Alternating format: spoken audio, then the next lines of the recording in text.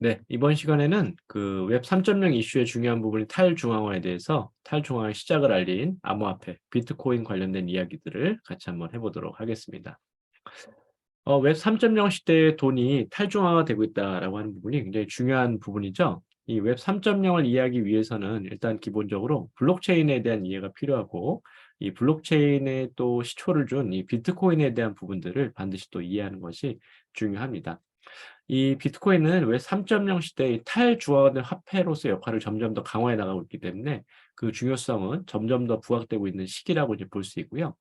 이 잘 아시는 것처럼 이 비트코인 같은 경우는 사토시 나카모토라고 하는 익명의 사람에 의해서 뭐 개인일 수도 있고 집단일 수도 있습니다.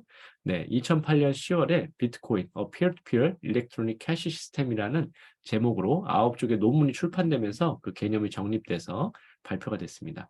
2009년이 돼서 1월에 최초의 이 비트코인이 이제 발행이 됐고, 이 제네시스 블록 최초의 생성된 블록이 나오게 됐고, 2월부터는 이 비트코인 콜 프로그램을 통해서 누구든지 비트코인을 발행할 수 있는 환경이 주어지게 됐습니다. 이후 이제 10년이 넘는 시간 동안 없어질 거다라는 그런 이야기가 수십 번 이제 돌았지만 어느덧 전 세계의 사람들이 투자하고 송금하는 수단으로 이제 활용이 되고 있고, 아직 안정적으로 정착되지는 않았지만 특정 국가들에서는 법정 화폐로까지 지정해서 활용하고 있는 큰 변화들을 보여주고 있습니다.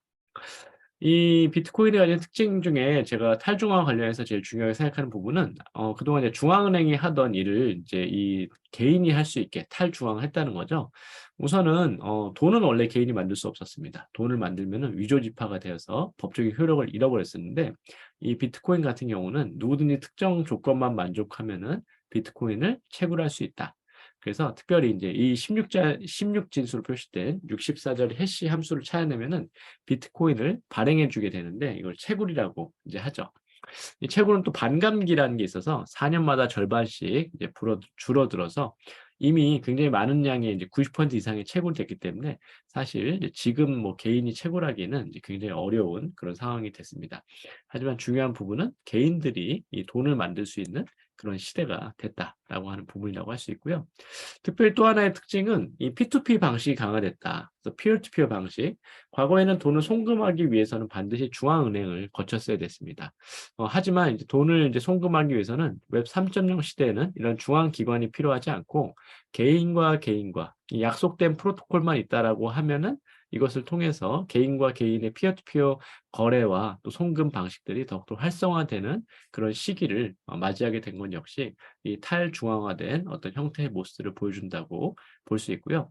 이 비트코인 지갑만 알고 있으면은 누가 누군진 모르지만 그 비용 거기에 얼마가 들었는지 또 어떻게 송금이 됐고 이 돈이 다시 어디로 송금됐는지를 누구든지 다 볼 수 있기 때문에 개방형으로 이제 오픈돼 있다라고 하는 것이 또 특징이라고 할 수 있겠습니다.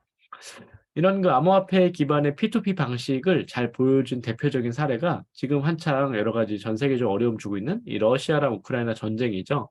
이 우크라이나가 이 전쟁이 일어났을 때 많은 재정 지원이 필요했는데 그때 전 세계적으로 자신들의 그 암호화폐 주소를 공개했습니다. 사람들은 이 주소만 보고서도 이 우크라이나 정부에다가 바로 암호화폐로 송금해서 지원을 하게 됐고, 굉장히 짧은 기간에 6천만 달러, 약 741억 정도의 돈이 모금이 되었다고 합니다. 과거에는 이렇게 송금을 하기 위해서는 어떤 뭐 기관, 구호단체, 또 국가, 은행 이런 것들을 다 필요로 했었는데, 이제는 전 세계적으로 내가 원하는 곳이라고 하면은 어디든지 피어 투 피어, 개인과 개인 간의 방식으로 송금하고 또 자산을 운용할 수 있는 그런 시스템이 이제 열리게 됐다라고 하는 부분이 굉장히 중요한 이슈라고 할 수 있겠습니다. 이 비트코인은 사실 뭐 특정한 어떤 기능은 없습니다. 기능은 없고 송금만 가능한 형태로 우선 이제 운영이 되고 있고, 아무래도 각각의 그 분산 원장 방식으로 각각의 블록에 이 데이터가 다 이제 기록이 돼야 되기 때문에 송금 처리에 사실은 상당히 시간이 소요되는 부분이 있습니다. 사실은 이게 뭐 어떤 그 블록체인 기반의 암호화폐 특징을 이제 살리기 위해서 만들어낸 부득이한 이제 방식인데, 이러한 부분들을 좀 개선하기 위해서 이 하드 포크를 하면서 새로운 암호화폐들이 많이 등장을 하게 됐습니다. 이 하드 포크는 기존에 갖고 있는 블록체인의 내용들을 카피하고 그걸 업그레이드해서 새로운 암호화폐를 만드는 것을 이제 의미를 하는데요. 2017년에 이 중국 채굴자들 중심으로 하드 포크가 실행이 돼서 비트코인 캐시라고 하는 새로운 알트코인이 이제 만들어졌고, 그 이후에도 여러 가지 이슈들을 거치면서 뭐 비트코인 ABC, 비트코인 SV 등이 등장을 했습니다. 상당히 뭐 높은 가격까지 올라가기도 했었고, 현재도 뭐 어느 정도는 운영이 이제 되고 있는데, 어쨌든 이러한 것들이 뭐 비트코인만큼 명성이 있고 또 그만큼 또 사람들에게 어떤 공신력을 얻고 있지는 못하지만, 이런 것들 역시 자산으로 인정되면서 다양한 암호화폐들이 발행이 되고 있다라고 하는 부분들 볼 수가 있습니다. 제일 중요한 이제 부분들은 이런 뭐 알트코인들 나오고 어떤 것들은 많이 없어지기도 하고 그런 이슈들이 있지만, 이제 탈중앙화가 되고 있다. 뭐 이것들 투자하셔라 뭐 이런 이야기가 아니라, 개인과 기관들이 발행할 수 있었던 이제 어떤 그 중앙은행만이 발행할 수 있었던 돈이라고 하는 것들을 이 개인이 또 아니면 특정 기관들이 발행할 수 있고, 사람들은 그것에 실제적인 가치를 매기고 이것이 거래가 된 형태로 운영이 되고 있다라고 하는 거죠. 최근에 있는 암호화폐를 통해서 실제 쇼핑 플랫폼들에서 이제 결제할 수 있는 그런 것들, 또 결제 속도를 빠르게 처리할 수 있게 해주는 이 블록체인들이 많이 등장을 하고 있습니다. 그래서 이런 것들이 굉장히 큰 탈중앙화된 변화다라고 이제 보여지고요. 여전히 뭐 가격 변동성이 크기 때문에 위험 자산으로 이제 분류되고 있지만, 사실 굉장히 높은 보안성과 안정성을 갖고 있기 때문에 복제가 불가능하다는 점, 그리고 어떤 제도권 화폐는 지금 무한정 발행이 가능해서 이제 인플레이션이라든지 여러 가지 문제점을 야기할 수 있는데, 최대 발행량이 정해져 있다는 점. 또 비트코인은 또 보유한 사람이 죽기도 하고 또 사람들이 이 암호화폐 지갑 주소를 잃어버리기도 하기 때문에 점점 사실은 숫자가 이제 줄어들고 있습니다. 희소성이 점점 높아지고 있다는 점. 여러 가지 점들 때문에 이 비트코인에 대한 어떤 인기는 점점 높아지고 있다고 이제 볼 수 있고요.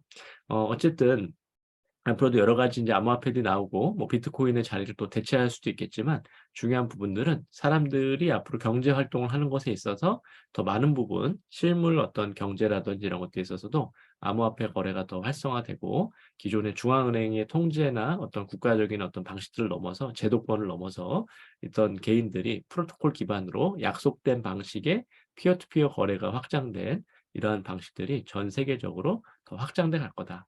그렇기 때문에 이런 그 암호화폐가 이제 탈중앙화의 중요한 그 경제적인 이슈를 만들어가고 있다라는 것을 이해하는 것이 굉장히 중요하겠습니다.